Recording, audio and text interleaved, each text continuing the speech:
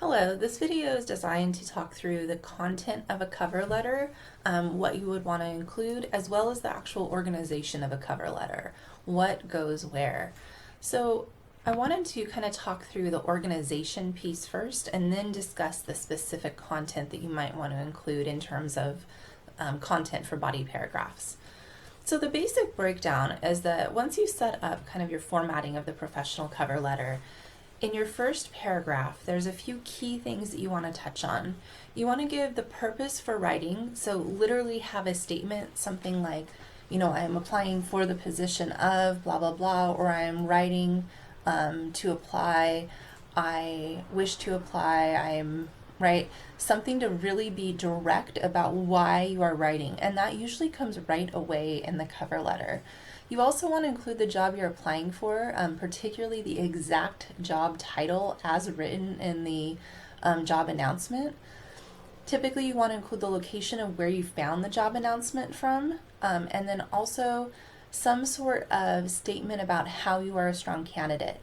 Be careful with the last one to not just give a list of ways that you are strong. Try and think of like the big reason or the big controlling idea or the kind of a broader statement that clarifies how you are prepared, appropriate, the best person for that position. And that would be, if you want to compare it to kind of thinking about an essay, that's similar to like a thesis statement, okay?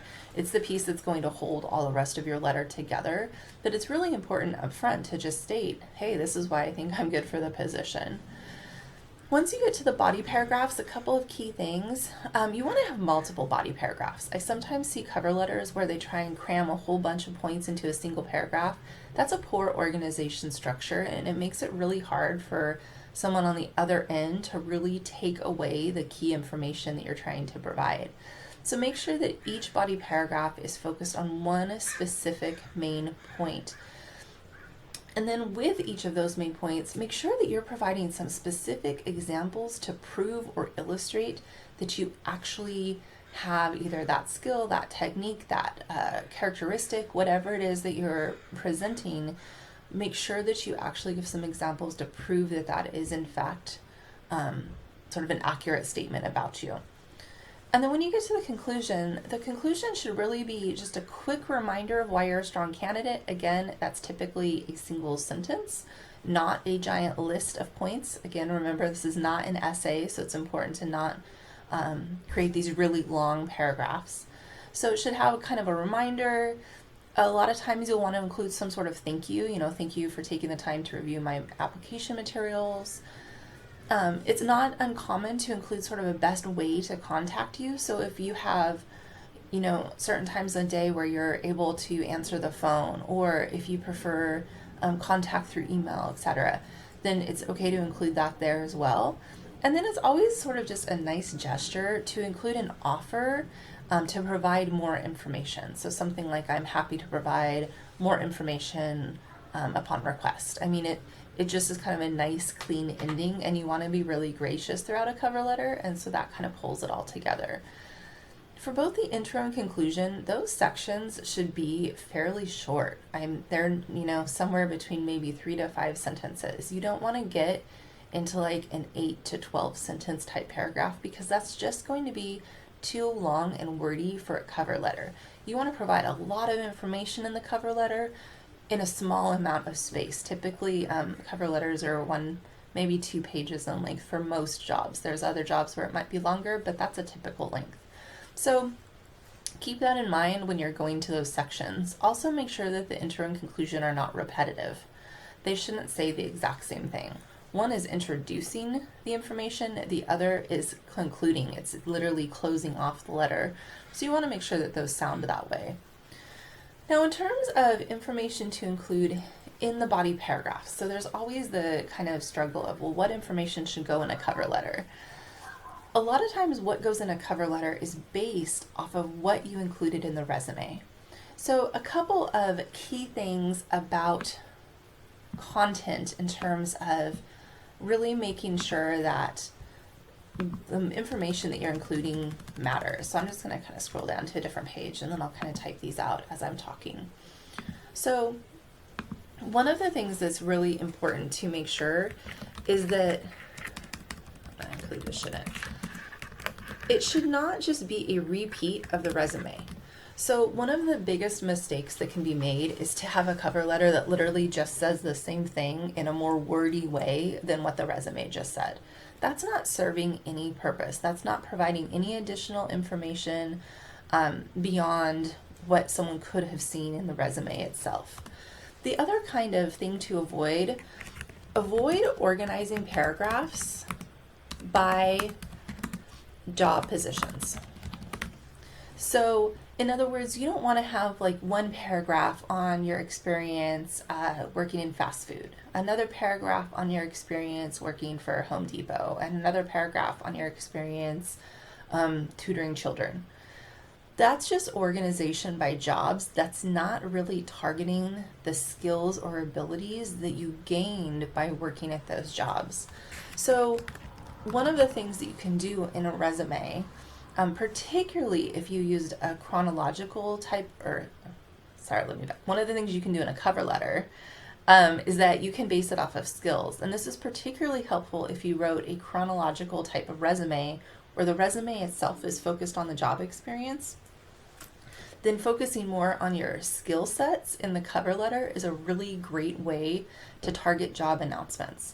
So for instance, many job announcements will say things like communication skills, problem solving skills, teamwork skills. Then you could have a paragraph about your teamwork abilities. You could have a paragraph about your communication abilities. You could have a paragraph about your technical skills, whatever it is. But those are really good ways to really target the information in the job announcement. So it's really important to make sure that when you do this, that it's not just you kind of going through what you think your best skills are, but including skills that specifically reflect the job announcement information. Again, that's a really great way to address the cover letter. Sometimes cover letters also really want specific characteristics from their applicants. That might be personality, is kind of an easy way to think of it. So for instance, they might ask for caring. If you're going into like maybe the healthcare industry, they might be looking for caring individuals. So having a whole paragraph discussing how you are a caring individual can really reflect that job announcement information. So again, thinking through the types of personality and characteristics. If the job announcement mentions something about being punctual, if it mentions something about being able to either work alone or with a team. Like if you feel comfortable, going off kind of on your own and leading something, and then you feel comfortable coming together. Again, those are things to include. So really paying attention again to any personality or characteristics, and always think of that in terms of what is the job announcement looking for. Something else that is a really great thing about cover letters is it gives you the space to address any gaps in employment history. So on a resume, it might just show that you didn't work for 5 years. Well, there's no real place in a resume to explain why. Maybe you took time off because you had a child at home. Maybe you were in school during that gap. Maybe you had an injury that caused an extensive time off from work. But being able to address any aspects in terms of gaps in employment, really, really important. And so the cover letter is the place where you can do that. And it's a great opportunity to acknowledge that there's this space where you are not working. And then kind of the last piece that I would say just in terms of really thinking about content is job announcement in terms of what have you not touched on that the job announcement is asking for. So maybe there is something in the job announcement about the company's either motto, their kind of morals, their approach, their goals. Well, maybe you have a place in your cover letter where you address that. Like, how do you match up? maybe in the cover letter you include a paragraph about like why you're even interested in that industry. Maybe there is something in the job announcement that you just didn't get a chance to touch on in the resume or cover letter, right? So far. So maybe there's something about that it's a physical type of position, right? That you got to be able to lift a certain amount of weight, that stand for extended periods of time, etc. Or maybe you have a paragraph describing that that's something you can do, that that's not a problem. So the cover letter is really a place to kind of fill in any gaps of information that the resume is not providing. And again, depending on if you write a functional or chronological resume, the content then of the cover letter shifts. So really important to think through, do you want to include that more experience-based, the chronological type resume, or do you want to focus on more of a skill set type of resume?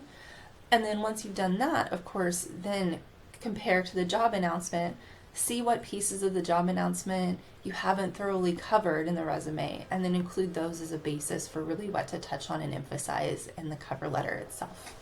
So hopefully this was helpful. Of course, as always, any questions, reach out. Other than that, have a great day.